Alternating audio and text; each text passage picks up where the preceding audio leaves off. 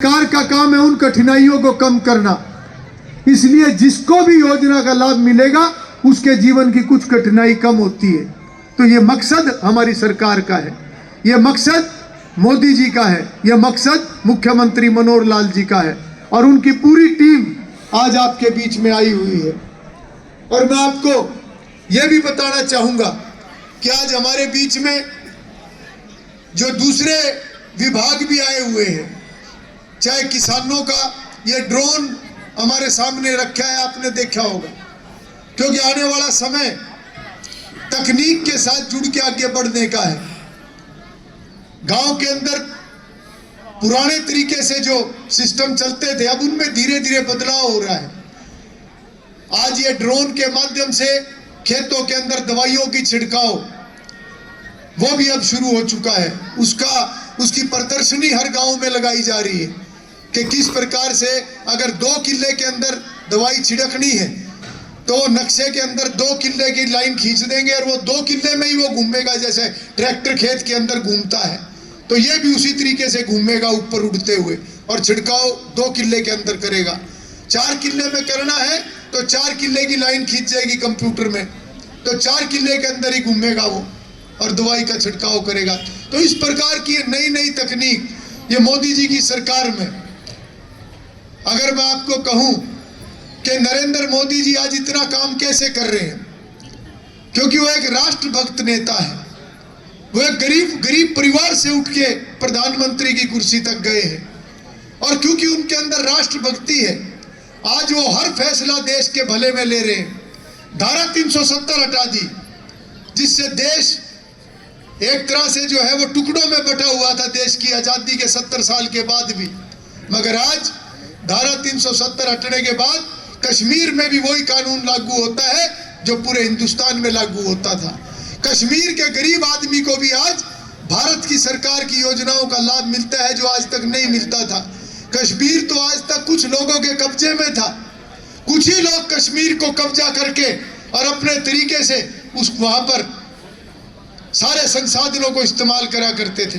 पर आज जम्मू कश्मीर के हर गरीब आदमी को भारत की केंद्र की सरकार की हर योजना का लाभ मिल रहा है।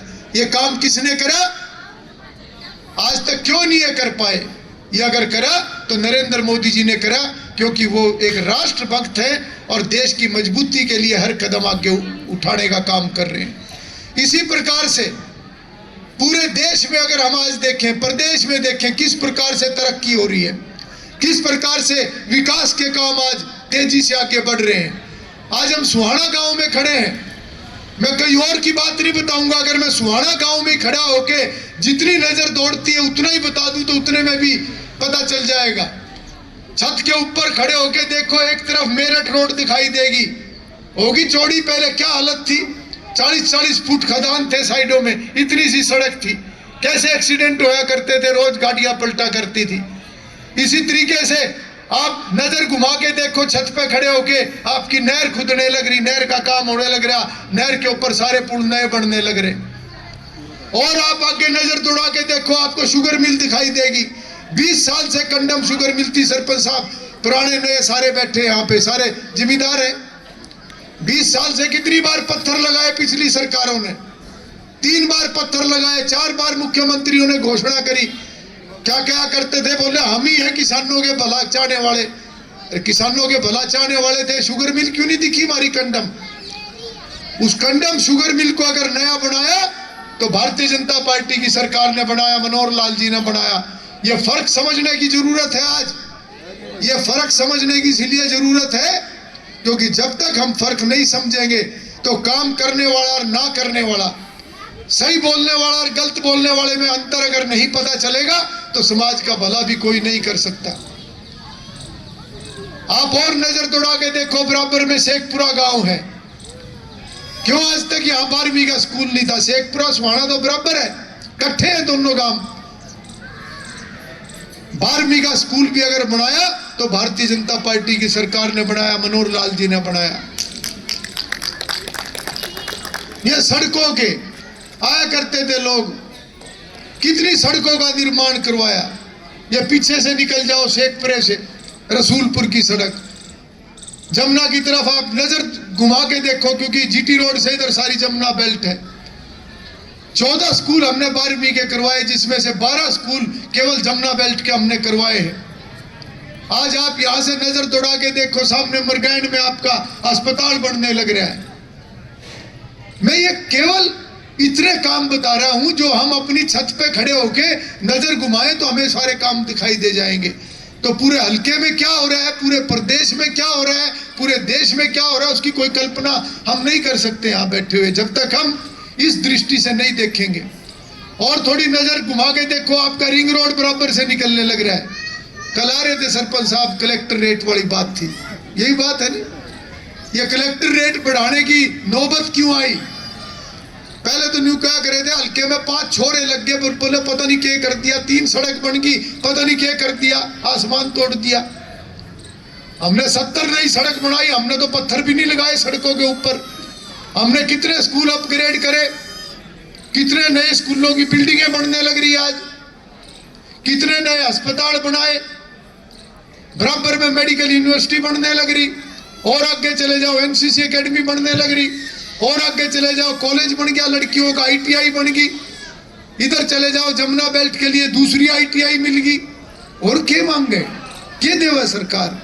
यही तो कर सका सरकार। इसी से तो लोगों का भला होगा, इसी से तो गरीब का भला होगा, इसी से तो किसान का भला होगा।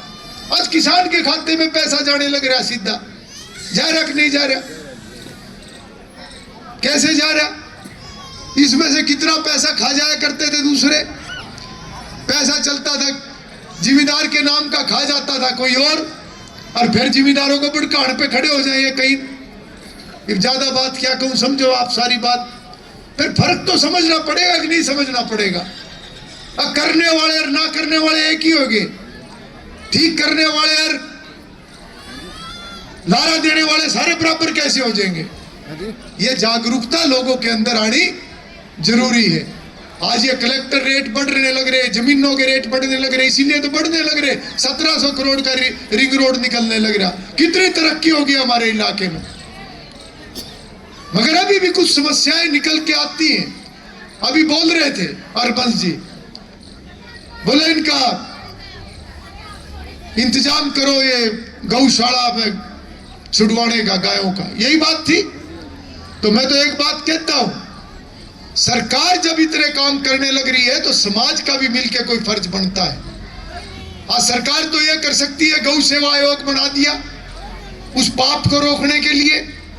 गौ सेवा आयोग बनाने के लिए जब हम गौ माता की पूजा करते हैं तो उसकी सेवा कौन करेगा? हम ही तो करेंगे। माँ की सेवा कौन करेगा? अब घर में मेरी बुजुर्ग माँ है, पड़ोसिया होंगे सेवा करने के लिए। मेरा फर्ज बनता है सबसे पहले मुझे सेवा करनी है अपने बुजुर्गों की। तो मैं तो उस बात का भी अभी प्रस्ताव रख देता हूं।